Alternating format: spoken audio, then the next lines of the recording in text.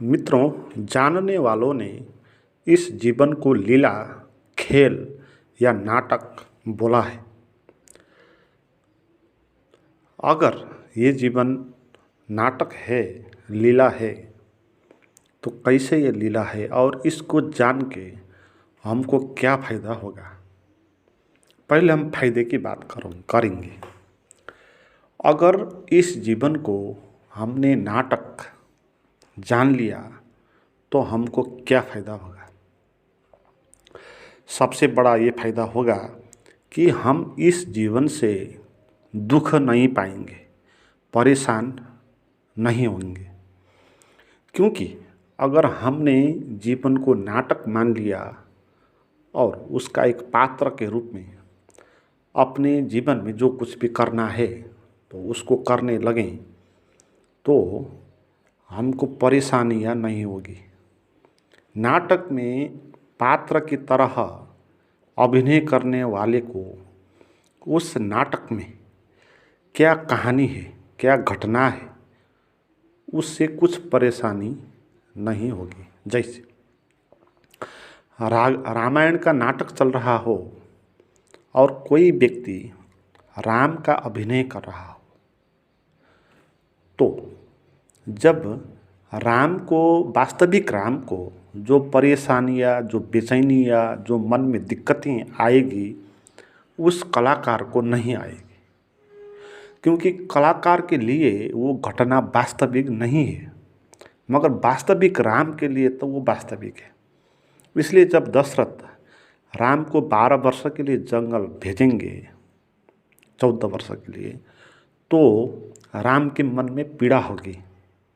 मगर जो राम के कलाकार है, अभिनय करता है, उनके मन में वो पीड़ा नहीं होगी।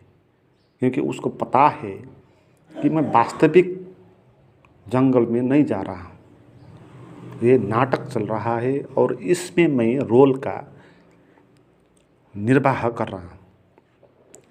तो जीवन को नाटक जानने से ये फायदा होगा और ये सबसे बड़ा फायदा है।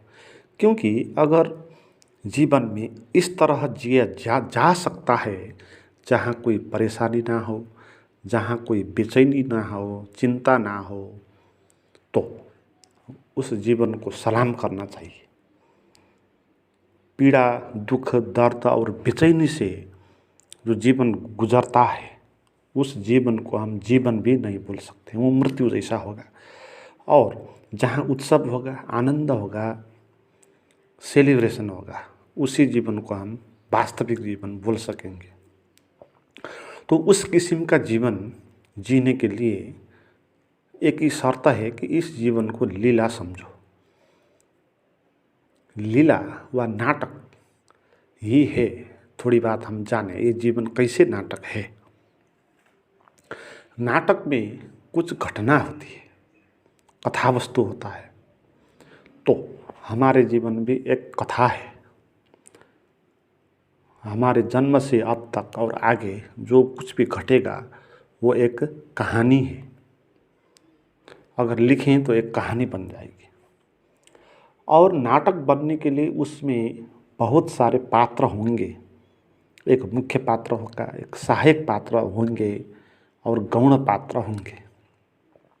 तो हमारी इस कहानी में भी मुख्य पात्र, नायक हम खुद हैं, क्योंकि हम ही इसका केंद्र है। और इसमें सहायक पात्र हैं हमारे संगी संबंधी जो भी हैं हमारे, और गौण पात्र भी है, बहुत लोग हैं हमारे आसपास, हमारे समाज में, हमारे देश में।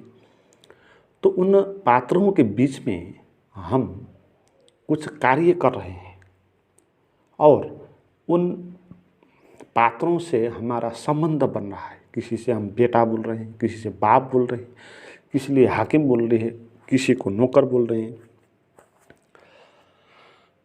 तो हमारे इस कहानी में बहुत पात्र हैं। और नाटक में कुछ परिवेश होगा। हमारे जीवन में परिवेश है, स्थान है, काल है, वातावरण है।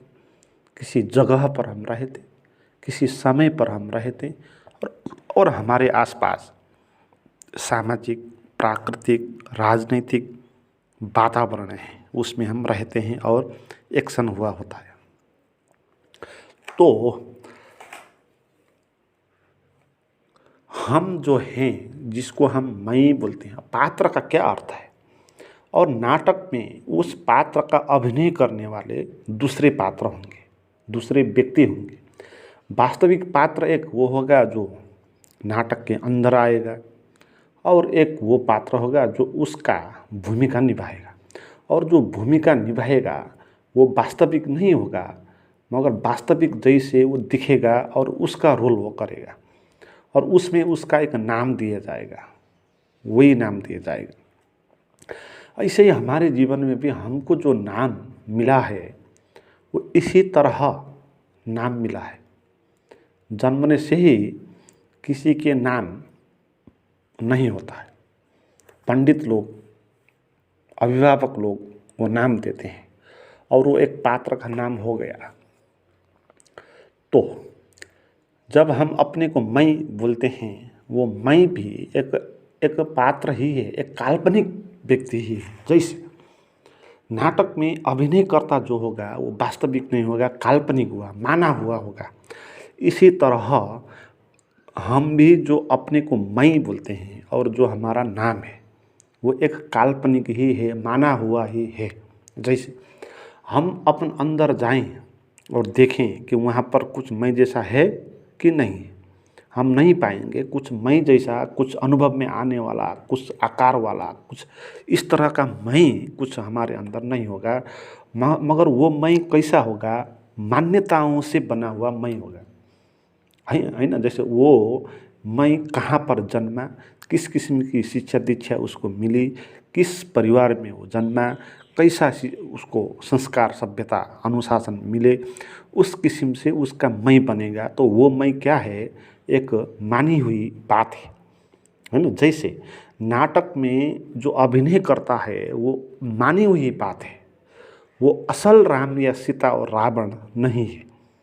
मान लेते हैं कि ठीक है ये राम है, ये राम का भूमिका निभाएगा, ये लक्ष्मण है, लक्ष्मण का भूमिका निभाया, तो इस तरह हमने मान लिया। तो ऐसे ही हमारे इस जीवन में भी हमने अपने को मैं मान लिया, और समाज को भी हमने सभी को मैं व उसका नाम मान लिया। तो इस तरह पात्रों का नाम जो है, पात्र खड़ा हो गए, रियल में होते नहीं है, मगर नाटक को निभाने के लिए पात्र बनाना आवश्यक होगा। तो मानी हुई बात है ये जीवन में हम और हमारे जो भी संबंधी है, जो गौण पात्र है, जो सहायक पात्र है, वो सभी मानी हुई बात है। और इस जीवन में घटनाएं ही घटेगी, कुछ होगा हमारे जीवन में, कुछ मोड़ आएंगे अचानक। तो नाटक में भी ऐसे ही घटना आगे बढ़ती है और मोड़ आते हैं, और वहाँ पर नाटक करने वाला जो अभिनय करता होगा उसको अंदर अंदर पता होगा कि मैं ये नहीं हूँ, ये अभिनेता नहीं हूँ, मगर मैं इसका भूमिका निर्वाह कर रहा हूँ। तो जितना अच्छे तरीके से मैं इस भूमिका को निर्वाह कर लूँ उतना दर्शक को मज़ा आएगा और नाटक में जीवंतता आ जाएगी, अच्छा हो जाएगा। तो इसलिए वो जितना अच्छे तरीक़ा से हो सकता है उतना अच्छे तरीक़ा से वो अभिनय करेगा, मगर अंदर उसको पता होगा कि ये मैं नहीं हूँ।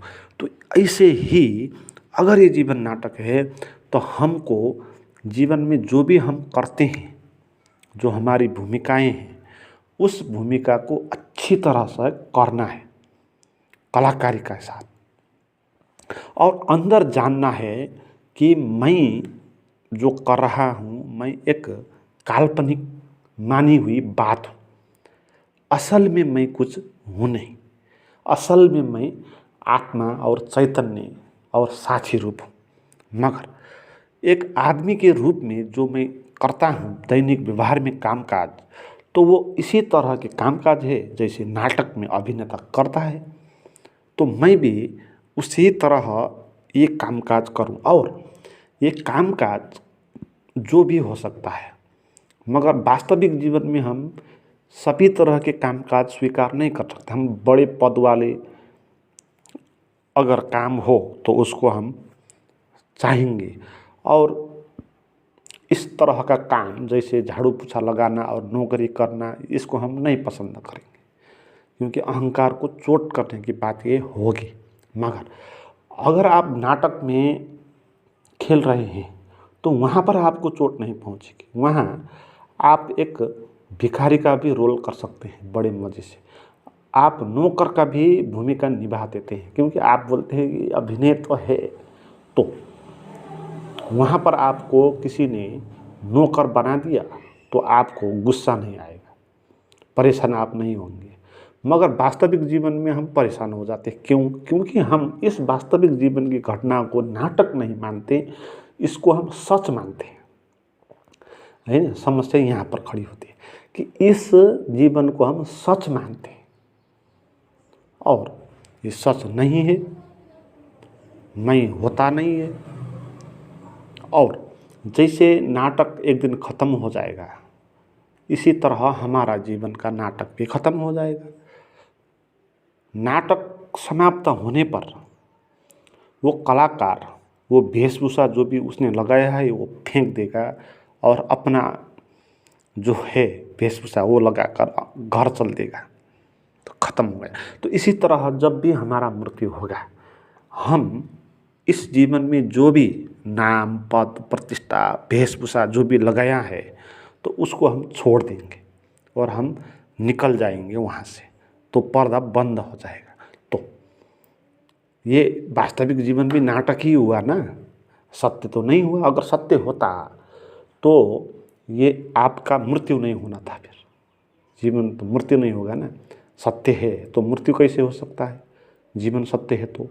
और मरने के बाद भी आपका इसी जीवन का अनुभव होना चाहिए, अगर ये सत्य हो तो। अगर ये जीवन सत्य हो तो आपको एक ही रोल निभाना होगा, मगर आप बहुत सारे रोल निभाते हैं दिन भर। कहीं पर बाप के रोल निभाते हैं, कहीं पर माँ बेटा के रोल निभाता है। आगे आपके आगे कौन आया? आपके आगे आपका बेटा आया तो आप बाप बन के रोल निभाएंगे। आपके आगे आपका बाप आए तो आप बेटा बनकर रोल निभाएंगे। आपके आगे आपका स्टूडेंट आया तो आप गुरु बनकर रोल निभाएंगे। आपका टीचर आया तो आप गुरु बनकर निभाएंगे। आपके आगे क्या आया, कौन सा आया, तो उसी तरह आप रोल करते हैं। अगर जीवन सत्य होता तो जो आप होते वही होते, चेंज नहीं होता आपकी भूमिका में। मगर आपकी भूमिकाएं दिन भर में बदलती रहती है, तो इसलिए कुछ सत्य बात नहीं है। ये जीवन में व्यवस्था बनाने के लिए, खाने के लिए, बचने के लिए, जीने के लिए ये समाज आवश्यक हो गया है ना। क्योंकि और जो जानवर है वो अभी भी जंगल में बैठते हैं, वो आराम से वो बाँट जाते हैं। मगर आदमी का जो शरीर है वो कमज़ोर है, उसको ज़्यादा चीज़ें वो सहन नहीं कर सकेगा, गर्मी, ठंडी और इस तरह की चीज़।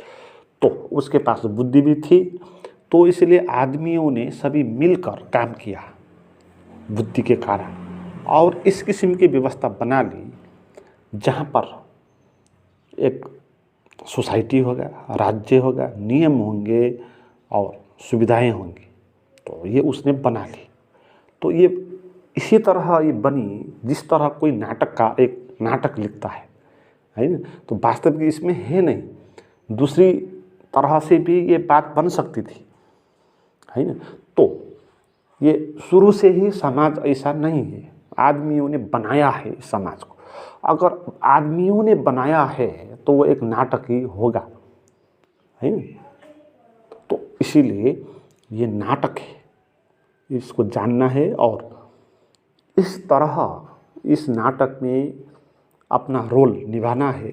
जैसे आप इसमें कलाकार हैं और वास्तविक चीज़ ये है नहीं, करने को आया, आगे करना ही पड़ा तो कर देंगे आप। जैसे कलाकार कर देता है इसी तरह आप काम कर देंगे, मगर अंदर आपको पता होगा कि ये सच नहीं है, मैं कला कर रहा हूँ। तो इस तरह आप करोगे तो आपको दुख नहीं हो सकता, आपको परेशानी नहीं हो सकती। जैसे कलाकार को परेशानी नहीं होगी उस जीवन से जो नाटक का जीवन है। वास्तविक किसी का जीवन से मेल खाता हो तो वो परेशान होगा, मगर जो कलाकार होगा उस कलाकार को उस नाटक का जीवन का कोई असर नहीं पड़ेगा, मगर वो जीवन वो करेगा। तो इसी तरह ये संसार का जो जीवन है ये भी हमको असर नहीं करेगा अगर हम कलाकार की तरह, अभिनेता की तरह इसको लेंगे तो। मित्रों, इस किस्म के जीवन का अनुभव और कला विकसित करने के लिए आपको कुछ चीज़ें समझनी आवश्यक होगी और अपने अंदर जो आप मैं मानते हैं उसको झूठ जानना होगा, तभी ये बात आप जान पाएंगे। और उसको झूठ जानने के लिए आपका अंदर का, मैं से बाहर का, विचार से बाहर का कुछ शून्यता का, चैतन्य का अनुभव करना होगा, तभी आपको ये बात पता चलेगी। उस किस्म का अनुभव अगर आप करना चाहते हो तो कुछ प्रैक्टिस, मेडिटेशन भी करना आवश्यक होगा।